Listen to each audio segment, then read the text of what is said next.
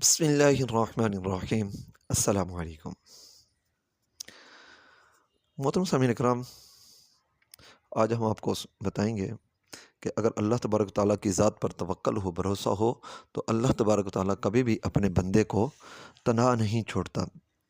حضرت سیدنا علی بن الحسن رحمۃ اللہ علیہ فرماتے ہیں، عبد الملک بن مروان نے ایک شخص کو حاکم بنا کر مدینہ منورہ بھیجا تاکہ وہ بیعت وغیرہ کا سلسلہ کرے اور انتظامات سنبھالے۔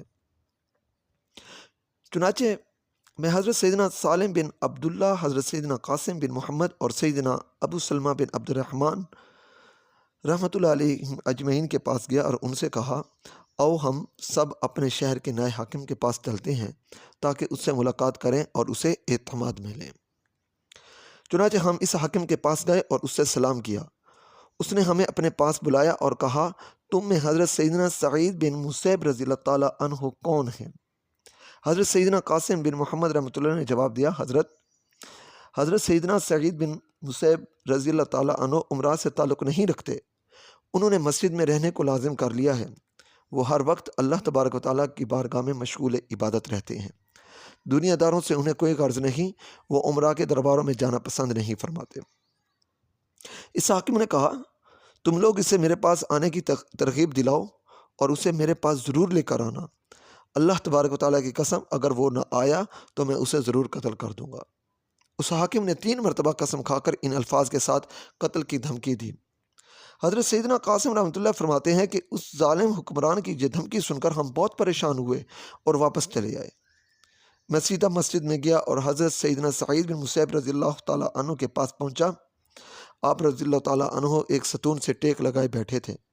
میں نے انہیں ساری صورتحال سے آگاہ کیا اور عرض کی، حضور، میری تو رائے یہ ہے کہ آپ رضی اللہ تعالیٰ عنہ عمرہ کرنے چلے جائیں اور کچھ عرصہ مکہ مکرمہ میں گزاریں تاکہ آپ رضی اللہ تعالیٰ عنہ اس شریر حاکم کی نظروں سے اوجھل رہیں اور معاملہ رفع دفع ہو جائے۔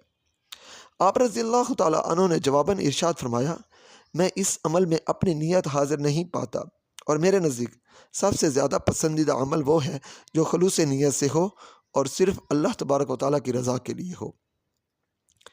میں نے کہا، پھر آپ رضی اللہ تعالیٰ عنہ اس طرح کریں، چند دن کے لیے کسی دوست کے ہاں قیام فرمائیں۔ اس طرح جب کسی شخص کی آپ رضی اللہ تعالیٰ عنہ پر نظر نہیں پڑے گی اور آپ رضی اللہ تعالیٰ عنہ مسجد میں بھی نہیں ہوں گے تو چند دنوں میں معاملہ ختم ہو جائے گا اور حاکم یہی سمجھے گا کہ آپ رضی اللہ تعالیٰ عنہ کہیں چلے گئے ہیں۔ آپ رضی اللہ تعالیٰ نے فرمایا کہ اگر میں ایسا کروں اور کسی کے گھر میں قیام کروں تو جب مؤذن حی علی الصلاۃ، حی علی الصلاۃ کی صدائیں بلند کرے گا، مجھے دربار الہی کی طرف بلائے گا، تو میں اس حکم سے روگردانی کس طرح کروں گا؟ دن رات مجھے میرے پروردگار عز و جل کی جانب سے مسجد میں حاضری کا حکم ملے اور میں ایک ظالم حکمران کی وجہ سے اس احکم الحاکمین کے حکم سے اعراض کروں؟ یہ بات میں کبھی بھی گوارا نہیں کر سکتا، چاہے میری جان ہی کیوں نہ چلی جائے۔ میں مسجد کو ہرگز نہیں چھوڑوں گا۔ یہ جرأت مندانہ جواب سن کر میں نے عرض کی، حضور، پھر آپ رضی اللہ تعالیٰ عنہ اس طرح کریں کہ کسی اور مسجد میں نماز ادا فرما لیا کریں اور اپنی مجلس سے علم کسی اور جگہ قائم کر لیں۔ اس طرح آپ رضی اللہ تعالیٰ عنہ اس حاکم کی نظروں سے اوجھل رہ سکتے ہیں۔ آپ رضی اللہ تعالیٰ عنہ نے جواب دیا، میں عرصہ دراز سے اسی مسجد میں اسی ستون کے پاس اپنے پروردگار عز و جل کی عبادت کر رہا ہوں۔ اب کسی ظالم کے خوف سے میں اس جگہ کو چھوڑ دوں، یہ مجھے ہرگز منظور نہیں۔ میں اسی مسجد میں اسی ستون کے پاس اللہ تبارک و تعالیٰ کی عبادت میں مشغول رہوں گا۔ حضرت سیدنا قاسم رحمۃ اللہ علیہ فرماتے ہیں، جب آپ رضی اللہ تعالیٰ عنہ نے میری تینوں باتوں سے انکار فرما دیا تو میں نے عرض کی، اللہ پاک آپ رضی اللہ تعالیٰ عنہ پر رحم فرمائے۔ کیا آپ رضی اللہ تعالیٰ عنہ کو اپنی موت سے ڈر نہیں لگتا؟ لوگ تو موت کے نام سے بھی کانپ جاتے ہیں، اور آپ ہیں کہ حاکم کی شدید دھمکی کے باوجود ذرا برابر بھی خوف زدہ نہیں ہوئے۔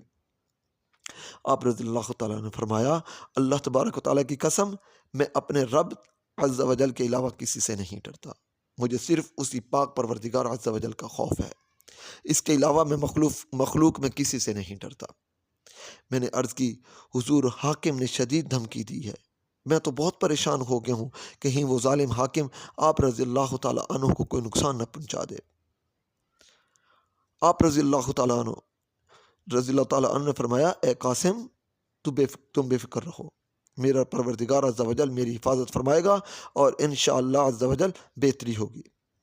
میں اپنے پروردگار عز و جل جو کہ عرش عظیم کا مالک ہے، میں اس کی بارگاہ میں دعا کرتا ہوں وہ میرے معاملے میں اس ظالم حاکم سے بھلا دے۔ اے قاسم تم بے فکر رہو، انشاءاللہ سب بہتر ہوگا۔ یہ سن کر میں وہاں سے چلا آیا۔ مجھے آپ رضی اللہ تعالیٰ عنہ کی طرف سے بہت پریشانی کا سامنا تھا۔ میں روزانہ لوگوں سے پوچھتا کہ آج شہر میں کوئی خاص واقعہ تو پیش نہیں آیا۔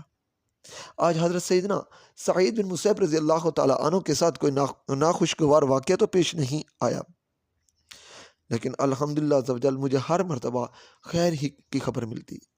اسی طرح ایک سال امن و امان سے گزر گیا۔ وہ حاکم ایک سال وہاں رہا، لیکن وہ حضرت سیدنا سعید بن مسیب رضی اللہ تعالیٰ عنہ کا بال بھی باقی نہ کر سکا۔ آپ رضی اللہ تعالیٰ عنہ کی دعا بارگاہ خداوندی عز و جل میں مقبول ہوئی اور آپ رضی اللہ تعالیٰ عنہ کا ذکر اس حاکم کو بھلا دیا گیا۔ ایک سال بعد وہ حاکم معزول کر دیا گیا اور اسے کسی اور جگہ کا حاکم بنا دیا گیا۔ ایک دن اس حاکم نے اپنے غلام سے کہا تیرا ناس ہو، میں نے علی بن حسین، قاسم بن محمد اور سالم بن عبداللہ کے سامنے 3 مرتبہ قسم کھائی تھی کہ میں سعید بن مسیب رضی اللہ تعالیٰ عنہ کو قتل کر دوں گا، لیکن جب تک میں مدینہ منورہ میں رہا مجھے سعید بن مسیب رضی اللہ تعالیٰ عنہ کا خیال تک نہ آیا۔ نہ جانے مجھے کیا ہو گیا تھا، اب تو میں ان حضرات کے سامنے رسوا ہو کر رہ گیا کہ میں اپنی قسم پوری نہیں کر سکا۔ اس غلام نے کہا اگر آپ مجھے اجازت دیں تو میں کچھ عرض کروں۔ حاکم نے کہا تمہیں اجازت ہے، جو کہنا چاہتے ہو بے دھڑک کہو۔ غلام نے کہا حضور اللہ تبارک و تعالیٰ نے آپ سے حضرت سیدنا سعید بن مسیب رضی اللہ تعالیٰ عنہ کا ذکر کو بھلا دیا اور آپ کو ان کے قتل کے گناہ میں ملوث نہ ہونے دیا۔